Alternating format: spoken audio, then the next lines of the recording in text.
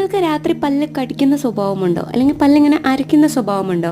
ഇതിനെയാണ് ബ്രത്സിസം എന്ന് പറയുന്നത്. നിങ്ങൾ വല്ലപ്പോഴും മാത്രമാണ് ഇങ്ങനെ ചെയ്യുന്നതെങ്കിൽ അത്ര പ്രശ്നമില്ലെങ്കിലും നിങ്ങൾ സ്ഥിരമായിട്ട് കഠിനമായിട്ട് ഇതുപോലെ ചെയ്തു കഴിഞ്ഞാൽ നിങ്ങളുടെ താടിയെല്ലുകളുടെ ജോയിന്റ് ആയിട്ട് ടെമ്പറോ മാൻഡിബുലർ ജോയിന്റിന് ബുദ്ധിമുട്ടുകൾ ഉണ്ടാവുന്നതാണ്.